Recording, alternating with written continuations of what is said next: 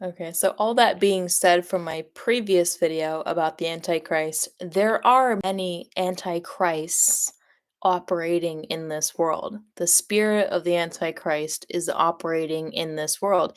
He is operating as a spirit through people, but you have to understand that the spirit operating through people might not be their final destination, right? They're there as a teaching mechanism for you to drive you closer to God through Jesus Christ.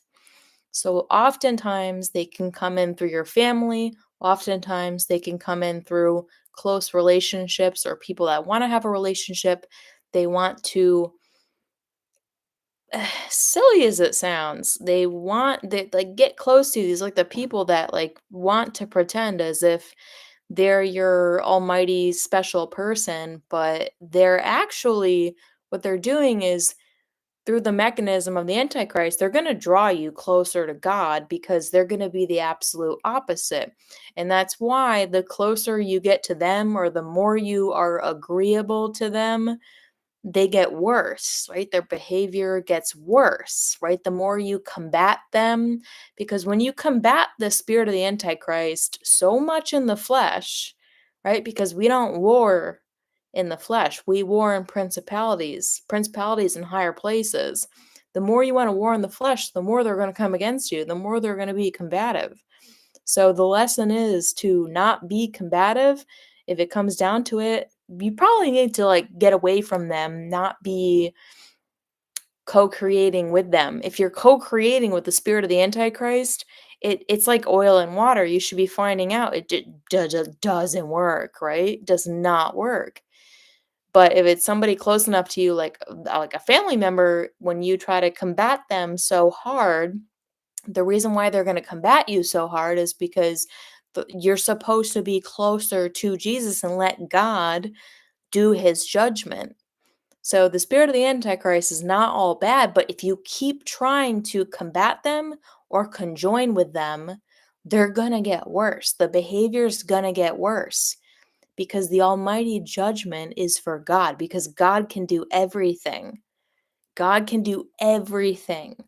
And you shouldn't have wishes or prayers for your own will in your own life. You should only have wishes and prayers for the will of God, the will for your life through God. And for some of us, it could be death, it could be rapture, it could be isolation. But you notice how the closer you get to conjoining your life with the spirit of the Antichrist, it gets worse.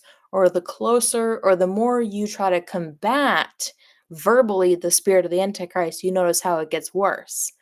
Because you're supposed to allow God to do his thing. This is why they do what they do. They're not all bad people. In fact, they're mostly really good people for the most part. Really, honestly, like truly, it's a lesson for you. Get away from them. Stop combating them. Have your faith in God through Jesus, not them. And then you'll find that circumstances will change. You'll find that God will pour his judgment out because you're a bit of a restrainer and you shouldn't be such a freaking martyr trying to restrain evil and judgment over people's lives. Just let them have it.